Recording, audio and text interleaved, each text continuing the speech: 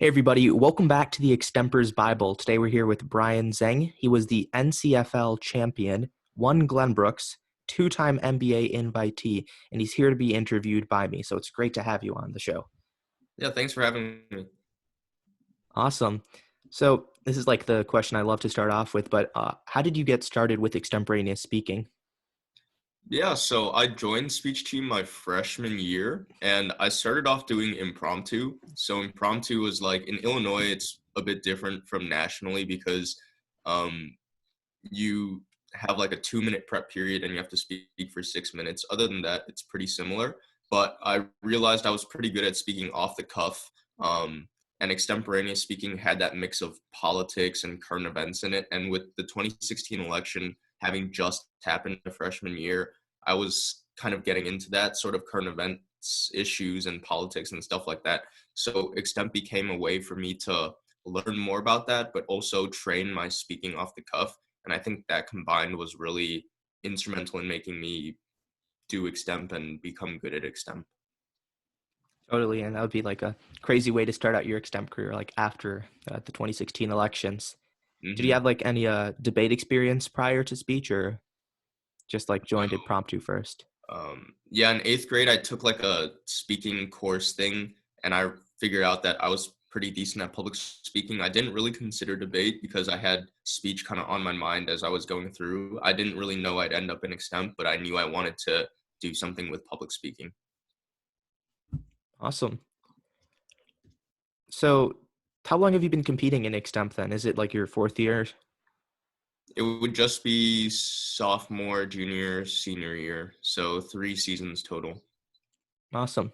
And over those 3 seasons, what's been the best piece of advice you've ever received that's like The best changed the piece, way you think about extemp? yeah, the best piece of advice I've ever received probably. Um, I did a lot of reading for the interviews, like Extemp Central and stuff like that, and meeting with people on the circuit. For example, Christopher Maximos, who is currently in college now, he graduated the year before. He was really instrumental because he always brought like humor and personality to the event, and that was something that I tried to emulate. And that's a piece of advice I would give everyone else because sure, extemp is an event where you need strong analysis and stuff like that, but delivery and making sure your humor and your personality is embedded within your speech can really take you further when combined with strong analysis rather than if you just have one or the other. So, any advice then for like naturally unfunny people on how to bring humor into those speeches? Yeah, so I think great ways to incorporate humor into your speeches are obviously in your introduction and then in your on top, so you're transitioning between points. Um, so I think that you can use sources like, even if you want to take an Onion article or if you find a funny article online, I would spend some time filing specifically like really funny sources or something that's really absurd so that you can incorporate them easily because this doesn't require really any thinking on your part. If you have the source, you can just put it in one of your on tops or in your introduction. So that gives you like a surefire way to bring some humor, especially if you don't think that you're naturally funny. Totally. And then on the other part of that, then bringing personality to your speeches, what do you mean by that? Can you elaborate?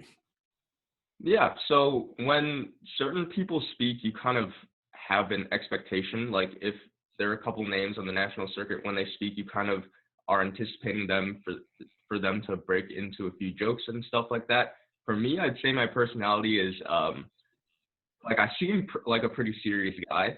Like that's kind of my shtick. I seem like a pretty serious guy when I walk into the room, but when I start talking, I seem really like you can kind of have a conversation with your judge and the audience, kind of, because in extemp, a lot of competitors will try to talk at the audience and talk at the judge, like you're teaching them something, which you are. But I think it's much more effective if you act like you're speaking with them in a conversation. And that's something I've had to work on as well. That really makes your personality shine through as well because you're able to connect with them on a deeper level than just, saying facts or spitting rhetoric at them. I completely agree. And every single interview I've had has touched upon the note of conversationality and like having a discussion with your judge and not at your judge. Hmm. So yeah, that's a super important thing. But then I guess like, so that touches more on the conversationality aspect, but I'm talking more about like the personality aspect. How exactly would you bring that into your speech, or like, I guess discover what your personality is in this event? Yeah. So I'd say specific speakers, if you told me their names, I would be able to give you kind of like a concise 10 word, 5 to 10 word rundown of who they are as a speaker or who I perceive them to be as a speaker. And those 5 to 10 words is kind of what you want to strive to be. Like you want someone to say, "Oh, it's Ananth, right? I can distill his speaking style into like 5 or 10 words," and that's when you know you kind of crafted a persona around it. For me, I've kind of had moments in my career, for example, the TOC final round of 2019, where I've cracked like a really, really kind of edgy joke or two, like kind of controversial, and I think people are talking about it even into next season. Like at this year's NBA, some of the competitors were telling me about how they weren't even watching that final round and they heard about a joke I made. So I think Wow. that's a persona I've kind of crafted. But if you tell me a name of someone else, I can say, wow, that speaker is really good at being analytical and her rhetoric is always, always on point. So if you have that sort of persona you create, it makes your speeches much more consistent, but it also gives you an idea of how you want to approach every speech and what you want to incorporate as well. Totally. So let's actually try out that game. These extempers will be getting shout outs. I don't know if they listen to the podcast. Okay. But first off, we got Iowa competitor Mo Marks, NBA Yeah. champion. Yeah. So if you had to distill her style in 5 to 10 words, what would it be? She is incredibly consistent. That's the word I can use. In order to win NBA, you just have to be hitting every single speech. You can't really let up. And I think that's what she does extremely well. She gives a high level of analytical performance, and she has a few like edgy jokes in there as well, but that's every single time. She's so consistent. So she never really lets up. Agreed. Let's see. Texas extemper and two-time national champion Jackie Way. So I think personally that she is the greatest rhetorical extemper to grace the scene that I know of, right? Ever since I came on there, she's probably the one person that, since she does PF as well, if I had to distill her style into a couple words, it would have to be the best analytical speaker of her generation. Like she's extremely well read and very good at rhetoric. Yeah, that's quite a title too. So kudos to her. Let's see. Kay Rollins, this year's TOC champion. Yeah. So Kay Rollins is always, for me personally, her style distilled is always going to be the one competitor that is younger than me but better, and that's something that I've had to deal with because I was a sophomore when I had finaled at TOC and the extemp TOC, and I found out that she was a freshman and she was finaling at these things too. And I was like, wow, I'll have to deal with her for the rest of my career. And it's been humbling because she is also incredibly good at oratory. She does PF as well. So I'd say that her style is kind of sarcastic, biting, witty, and edgy. And that's that kind of edge that you kind of need. But it makes her successful in all the events she does as well. Awesome. And we'll get two more in. I guess we'll do some people that I've interviewed that you might know. First, Harvard champion and also NBA invitee, Jack Silvers. Yeah, Jack's personality is he is a charming guy. He's very personable. He's extremely nice. Very.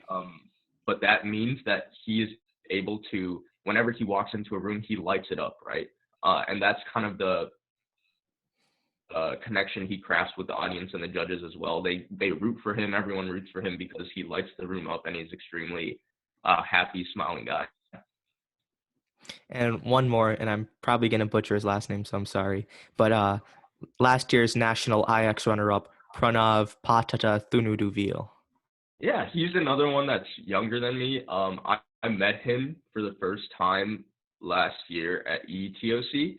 So what I can say for him is that he definitely continues that Plano tradition of producing very strong analytical extempers as well, because he consistently places high, and as I think he got top 6 at this year's NBA as well. So that requires a mix of kind of Mo Marks's consistency along with Jacqueline's rhetoric, and I think he's going to be one of the big names to watch in the coming year. Some competition for the rest of the extempers, I guess. Yeah. We'll have to see. So you touched up a lot on your experience with the NBA round robin.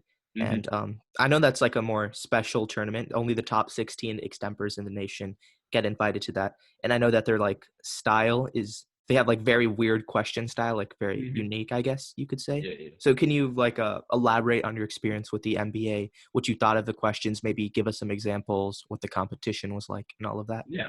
So I think NBA is probably the most positive tournament experience I've had, along with the Northwestern Extemp Tournament of Champions, because those two tournaments are very extemp focused. They're made obviously for extempers, and that's why I think that those are the two probably highest level of flow competition you're going to get. The judges actually rank you off of what you're saying in your speech rather than maybe how funny you are or your delivery. I think that's super helpful, because the first year I went to MBA, I was like kind of like a hot shot. I thought my delivery was really good, but my analysis could have used a lot of work, and that shown through in the results. I didn't get top 6. This year I got second because I think I really tightened up my analysis. And the way they rank at MBA is there's just 10 rounds, and your cumulative rank over those 10 rounds is your place. So there's no final round or anything. So you just really have to be consistent. And every year they throw in 2 experimental rounds, which are basically stuff they make up on the spot and you just have to do. And I remember all 4 experimental rounds from the last 2 years. 2 years ago, the first experimental round was you just had to pick like a charity or a nonprofit and give an extemp speech advocating for why they should donate to them. And they had actually got a pool of like $1,500 that they actually donated to a charity that won. So that was really cool. That's really cool. Yeah. And then the second experimental round that year was asking you to basically cosplay as Theresa May and saying how you would negotiate a Brexit crisis if you had a cure to like a plague that was going across Europe. If you were the only one, how would you leverage that to tackle the Brexit crisis? And that's kind of relevant today with coronavirus and everything, but that was a really cool round because it let me impersonate Theresa May. I thought that was really fun. Did anyone like try to dish out a British accent? Yeah, I think Chris Maximos might have tried for like the first few sentences and then he gave it up or something like that. I think someone actually did. And then this year, there were really fun questions as well. The first experimental round,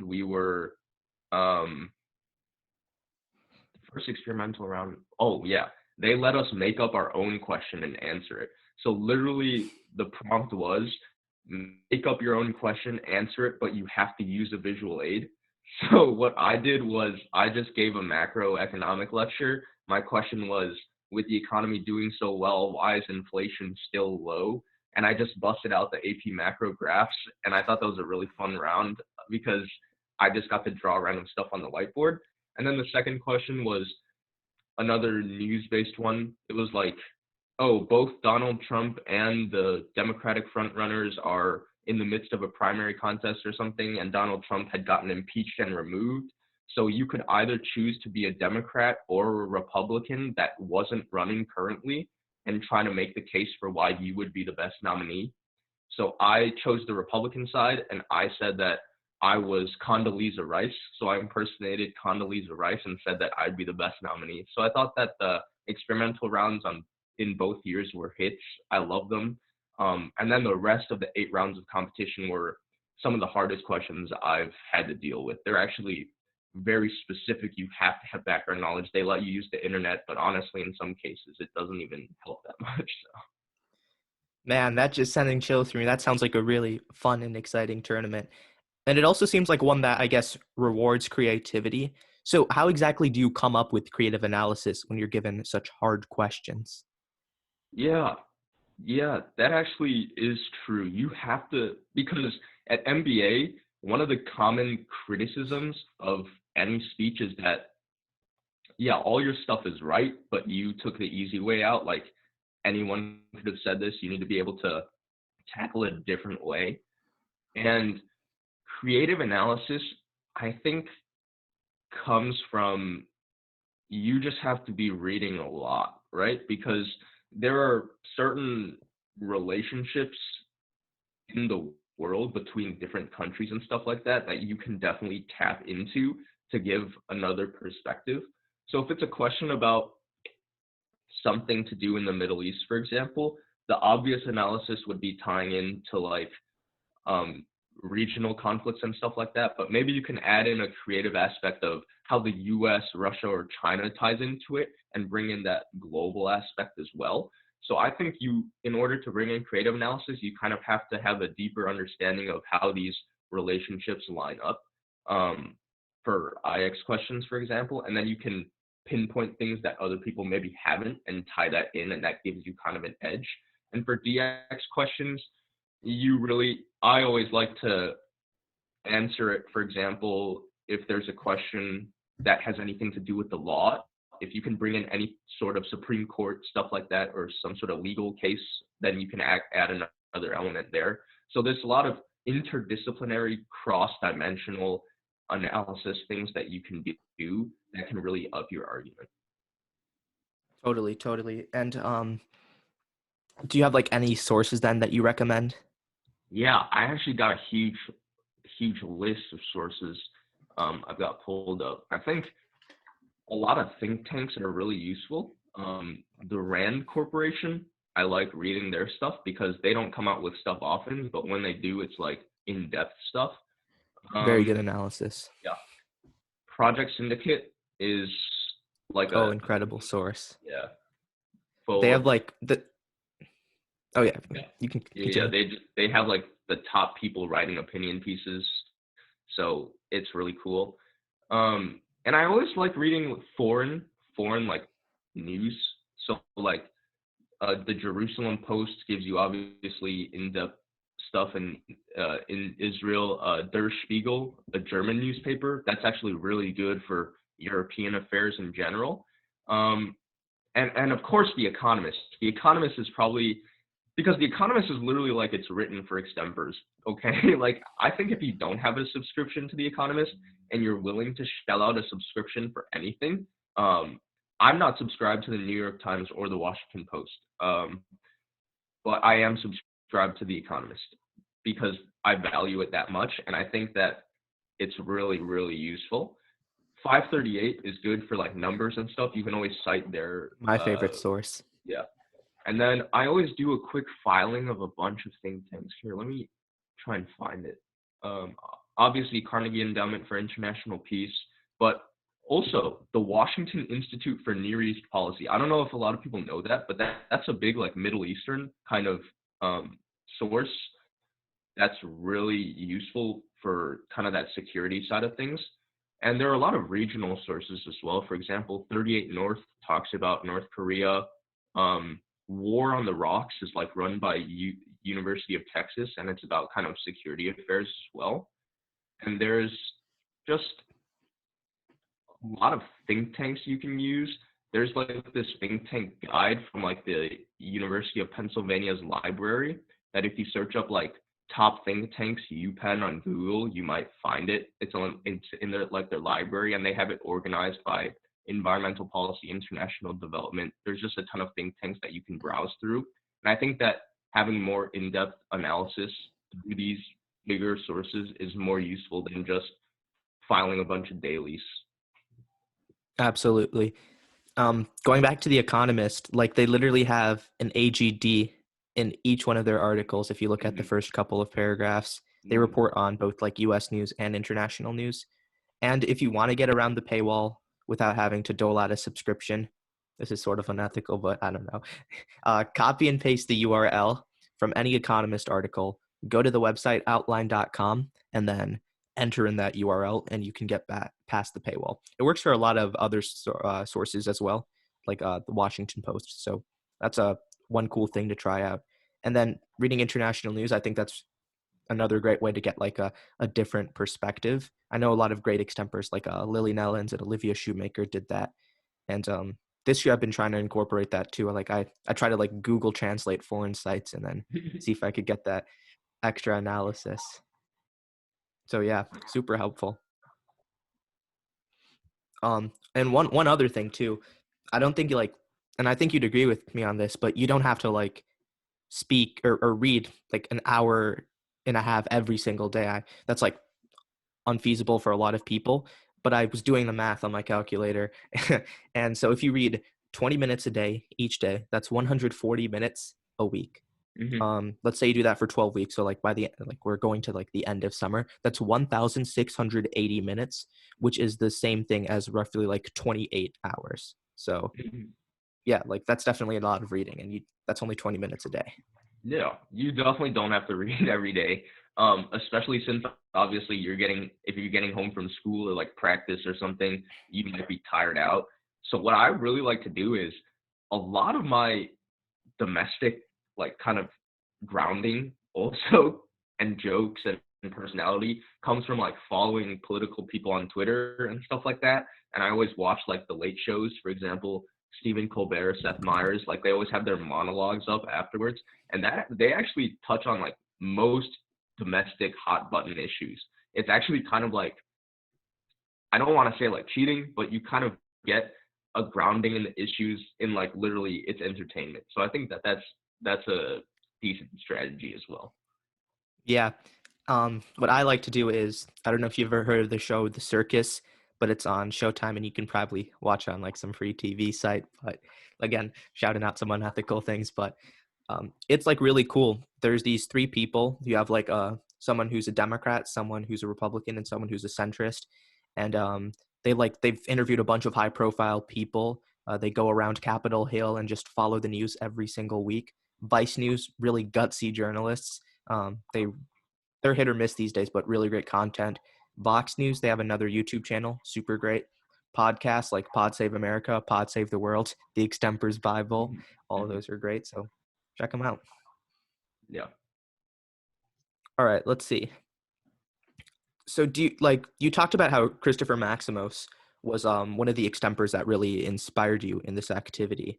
Hmm. Do you have any others like people that inspired you in this activity, or people that, I guess for lack of a better word, you try to model your success after? Yeah. Um, so Chris is a big inspiration because he was like a huge name before I even started doing it. Before I even started Extemp, I knew who he was since he had finaled at Nats and stuff like that. And I met him for the first time at TOC, and it was my first big national tournament. And I was kind of like starstruck, I guess.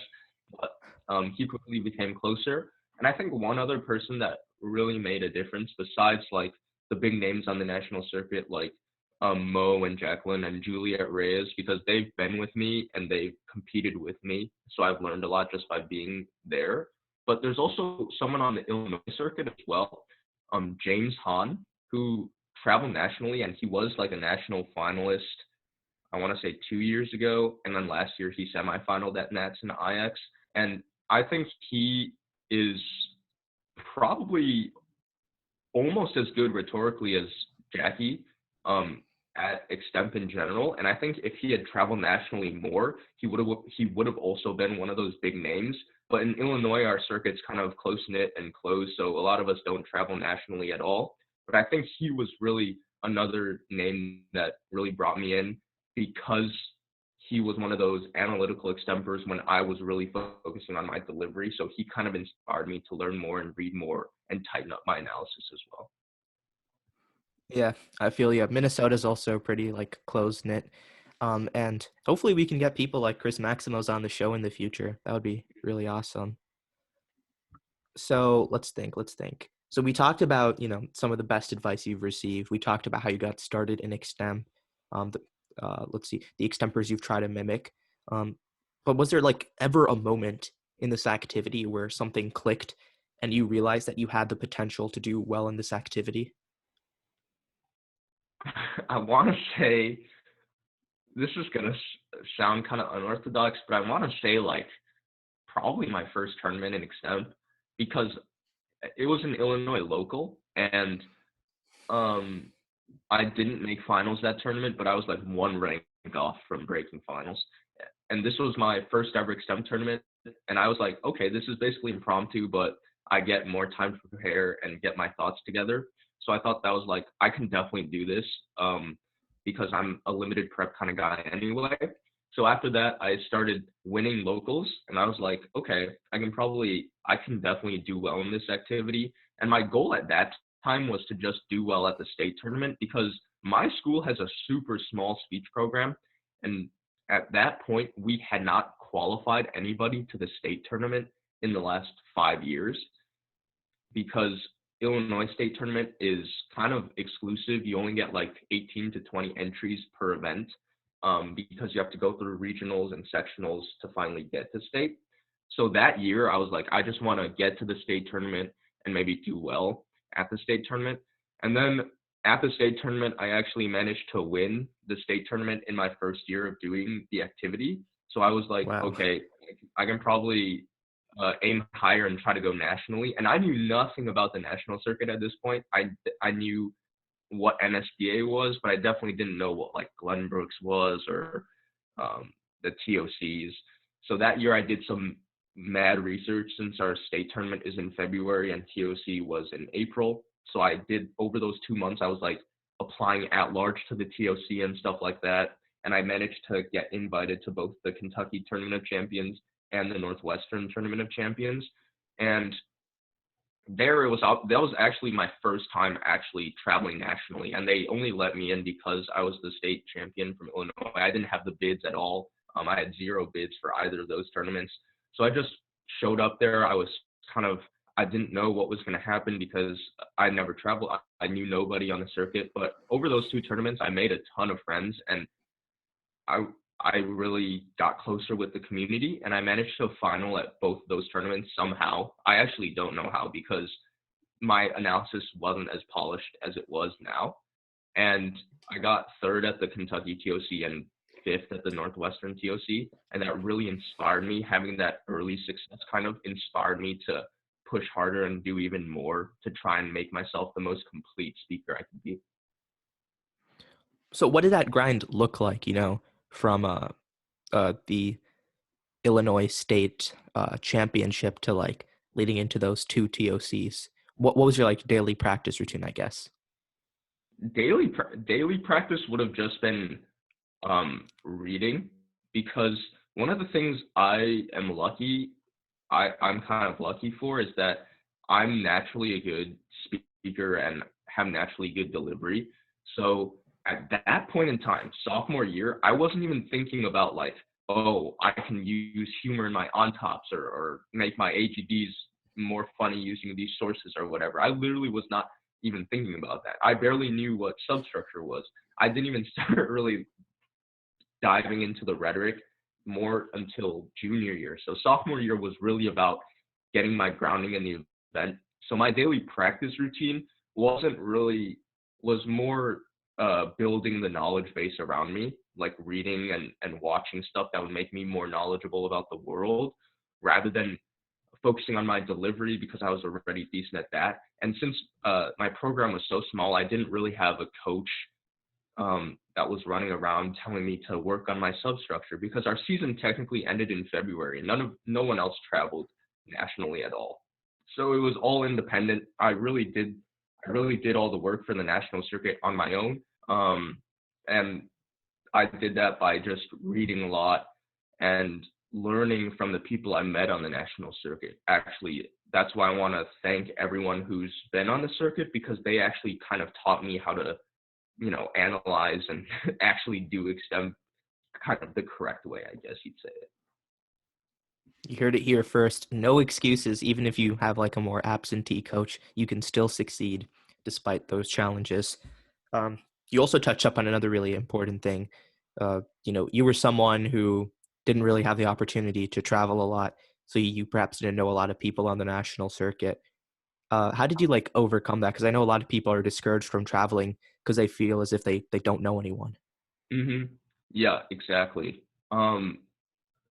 I can only speak from my personal experience, but the first time I was at the Kentucky TOC, I met some members of the Plano West squad, and I know for a lot of people they can be maybe a bit intimidating because they're like Plano, they're the biggest extend school. But going into the TOC, I had no idea who they were. I had no idea who anybody was. Like I literally knew nobody. So I started talking with I think you just have to reach out and start talking to people, and people will actually say hi back. I was walking to a round with this guy, Pranav Patel. He turned out to be from Plano West, and we kind of hit it off. And he graduated a year before me, but we always saw each other at tournaments the year after. So my first tournament at TOC, I made a couple friends, and then the week after at the extemp TOC, I think the extemp TOC is really, really cool because the campus at Northwestern is not that big. The area where you're doing stuff, you don't have to walk that far. So a lot of people are hanging out at Northwestern and stuff like that. And I made more friends there because I think you just have to, most of the people on the national circuit are open and stuff like that. They're really easy to talk to. Obviously there are going to be some cliques and stuff like that, but obviously even the Plano people, they saw this guy from Illinois. They had no idea who I was. I had no idea who they were. And I managed to talk with them a bit. And obviously competing with these top level extempers and showing that you're willing to get better is not a bad way to go about things. As long as you reach out, I think a lot of people will be nicer than you expect. You talked about how the ETOC was your other favorite tournament alongside the NBA, and you sort of touched up on it, but can you elaborate what made the Tournament of Champions experience at Northwestern University particularly special? Yeah. So this tournament, like NBA, is extemp focused, right? It's the extemporaneous speaking Tournament of Champions hosted by Northwestern University. And their speech program at Northwestern is known for its limited expertise. Their extemp program is one of the best collegiate extemp programs in the nation, as far as I know. And the reason it's really well done is because their prelims are, I want to say, double judged. They have multiple judges in each prelim. So they're double judged prelims, so you don't really get screwed over in terms of ranks or anything. So the prelim ranks are very, you also have to be consistent like NBA. The competition is obviously at a high level because the people that are there had to have bids, they had to have qualified. And it's really a unique experience because the questions there that are written are also more kind of NBA-esque, because a lot of the same people involved in planning NBA are involved with planning the Northwestern Tournament of Champions. So they're really, really similar in the terms of hard questions that they're going to give you, the level of rhetoric they expect. So if in the out rounds, there's also cross-ex starting from quarters going all the way to finals, right? So it's earlier than most national circuit tournaments. So there it's more of a complete tournament experience. And the day before, the Friday, there's a reception. They have burgers out, and everyone just gets together and hangs out before the tournament even starts.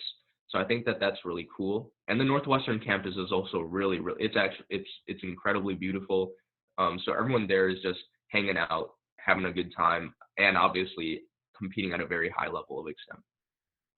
Totally. So then 2 questions to go along with that then. One, do you have any advice for extempers on how to approach a question which they have literally no experience for? I know, I forget what it was, but there was this one really obscure question about this railroad being built through Nepal or something at the TOC finals. I think it was in 2018. So if you're an extemper who has no background knowledge on that, how would you approach some of those questions? Yeah. So I'll give you kind of an example of what I did when I was faced with that. If you are in a tournament that lets you use internet, for example, the Northwestern TOC and MBA both lets you use internet, I would say you would use maybe even up to 5 minutes of your prep time, just reading, just learning as much as you can about the topic. And this can be anything from a simple Google search or looking up on Wikipedia like quick stats about what you're doing. So I got a question at the 2019 NBA 2 years ago about the Donbass region in Ukraine. And this has been a war that's been going on for 6 years, but me being relatively new to the activity, and I'm more of a DX guy myself, more kind of a US extemper myself, even though I don't make that distinction. I did not know how to approach the question because I barely knew what the Donbass was. I obviously knew there was a civil war going on in Ukraine, and I knew um, it was Russia annexing Crimea back in 2014, but I didn't know what the Donbass was at all. So I had to do research from the get-go. So if you have internet, use 5 minutes of your time to learn about the topic, to learn at surface level the topic that you need to know about. And this is where my previous advice of try to find more creative analysis goes out the window, right? If you don't have any previous knowledge about it, you need to do like surface level analysis that still is passable. You have to say the most obvious connections, but that are correct. You just need to make sure everything in your speech is correct. And the way you do that is by spending 5 minutes doing some quick research and then using the simplest structure you can think of. Like, who is the leader of this? Who is the outside forces acting on this? Like, which country has an interest here?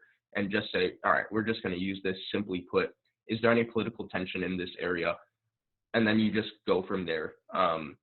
Because if you don't know anything about it, you throw all the complex stuff out the window. And if you can't find anything else about that either, for example, at the Yale Invitational this past year, I got a question in the semifinal round about antitrust laws and tech companies. And this is a topic I should have known more about. Like, I definitely should have known more about, but I didn't necessarily know anything about it because it was the start of the season. Yale's the start of the season. I don't care for Silicon Valley myself, so I didn't really read up a lot on that. And my analysis was like, I did 5 minutes of research and I was like, this is not an issue you can learn about in 5 minutes. What am I supposed to do? So I legitimately just put a joke in like every sentence I said. I just wanted to make sure like the judges and the audience were having a good time, basically. I did not win that round by any stretch of the imagination. I actually got dropped, but everyone listening to that speech thought it was pretty funny. So if you are truly in a situation like that, just make it as entertaining for the judges as possible and hope you maybe get like a lay judge or something like that. If you don't know anything about the topic, it's harder, but it can be done. Yeah. I've like one time I drew a question about like South Sudan's economy. Wikipedia, as you said before, another great source. And also just Yeah. like fake it till you make it, because chances are don't make up like information obviously, but um sound confident even if you're delivering like the most rudimentary and basic information about a place, because chances are if it's such a complex topic, like even your judges don't know about it, like they're not well versed in antitrust law or like the intricacies of the Donbass region or something, so Yeah, exactly. Confidence is really key in those types of situations as well. yeah. And then the second question, going back to the TOC, was there like, what is it, 6 prelims or something like that? You have quarterfinals, semifinals, and then finals. So just like all around, there are a lot of speeches you have to give. And that requires a lot of endurance and consistency in this activity. How do you stay like consistent and maintain momentum in extemp? Yeah, and this is a really, really interesting question because I remember my junior year in October, I went down to Florida for Florida Blue Key, and like maps, they split it into DX and IX, but you could enter both. So I entered both, and I think there were legitimately, I gave 18 speeches that tournament, across like, I want to say 2.5 days. So Wow. that was like an ultimate test of making sure you had to stay. Like there wasn't even time to eat or a lunch break or whatever. And I think they changed it because they should have. That was a ridiculous tournament that should never have been run that way. But I think the advice I have to give is whenever I'm prepping for extemp, I don't even feel like I'm using time, right? I feel like I'm kind of like in a chamber or whatever that like this is your job and you just have to do it. You just have to finish the prep in 30 minutes. And when the round's done, then you can go back to your life, right? Like this round is what you are doing and you cannot think about anything else. So I think within the round, you have to adopt that mentality of this is the round that you're in and this is what you have to be doing in that round so that you can maintain peak performance. But between the rounds is when you kind of have to reset, right? So that's when making sure you get at least a decent amount of sleep, at least in tournament days, comes into play, because I know a lot of people maybe will get like less than 5 or 6 hours on the night before tournament. And that's not optimal because especially in longer tournament scenarios, you're going to be running out of energy. And obviously you can like drink a Red Bull or whatever, but sleep is a more natural way to make sure you are on top of your game and are able to compete for long periods of time. And always bring some snacks or whatever so that between rounds you can like eat a granola bar or eat a banana or something like that to get your energy back up. And then once again, when you're in the round, you can't be thinking about anything else. You just have to be locked in. Totally. And hydrate yourself. Make sure you're drinking water as well. So want to make sure this interview doesn't run on too long. So we'll do 2 more questions. One, if you had to change a rule in extemp, what would it be and why? Yeah, I think that most places should be allowing internet by now. I think that that's like, I think that that should be reasonable within the next few years at least. And I know that's a rule change that's already being implemented in a lot of places.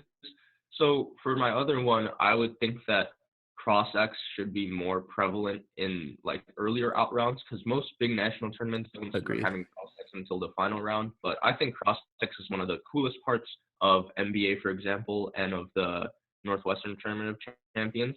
So I think having cross-X and adding that additional dynamic of making sure that your opponent speaker knows what they're talking about, and isn't just sounding confident, for example. I think that's really, really useful, and I think that's a rule change that would benefit pretty much everyone involved. Totally. And you talked about like how you wish that we were going online.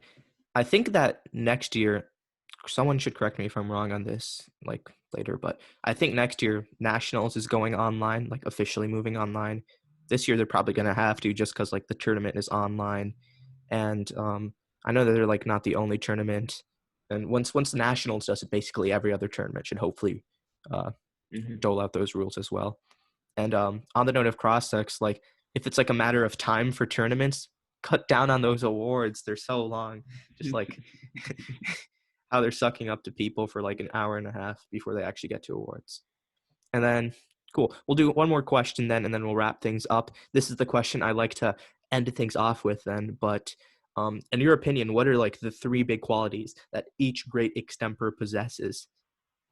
So the first one is confidence, because in your delivery, whether you're a humorous extemper or a more serious extemper, right, you need to be sure of what you're saying. You need to be like, here's my joke that I'm delivering. If you don't like it, that's your problem. That's not mine, right? You need to be confident in what you're saying, and that you're like, this is my analysis. I may have learned it 10 minutes ago, and I may have done my first research on a Wikipedia article during prep time, but here's my analysis, and you are going to eat up this analysis. So if you have confidence, you can definitely get away with a lot of things, right? The second one is you have to be good in your rhetoric. I don't know how to say it, but like the 2 main facets of extemp are delivery and analysis, right? That's the difference between a lay judge and a flow judge, for example. So the confidence part kind of is more on the delivery focused. And then the second aspect is you need to have good analysis. No matter how good your delivery is, you're not going to place top 6 at NBA or like Northwestern TOC if you don't have the analysis to back it up. So that's the second main quality. One second. Quick shameless plug here. If you want to better your analysis, I actually run this like free online session via Zoom. You can sign up on this Google form, and I'm thinking about doing camps. I'll literally provide a head to toe criticism of your Google Doc. Sorry, just had to quickly plug myself there. Gotta hustle. But yeah, And then the third main quality I think is you have to you really have to have a short memory, like kind of a bad short-term memory, because there's always a round where you do really bad, or there's a round where you do really well, right? There's like a round where, oh, I should have said this to the judge, or oh, that was a great joke. You have to be willing to learn from those mistakes or good things, but then immediately like turn it off when next round comes on, right? So in order to succeed, in order to be consistent across those 10 rounds of NBA or whatever out rounds you're doing at whatever tournament, you have to be willing to take each speech as it comes and then move on to the next one when it's time to move on. So I think having that short-term memory is really useful in keeping their tournament experience more successful and more enjoyable. exactly. Gotta keep your chin up high, even if you think you're doing poorly or if you think you're doing well. Because like sometimes the rounds where you think you got the one, you end up getting the six, and sometimes the round you think you ended up getting the six, you end up getting the one. So it's Hmm. all just about like looking forward instead of just dwelling in the past. Yep. But anyways, so well that wraps up today's interview with Brian Zheng. Once again, two-time TOC finalist, champion at NCFLs and Glenbrooks, and two-time NBA invitee. It was super duper awesome to have you here, man. Like really, really, really informative interview. And I think this is one of the longer ones just because you had a lot to talk about and you provided really meaningful answers. So thank you. Yep. Thank you for having me once again. And good luck on everything. Good luck on next season as well. Thanks.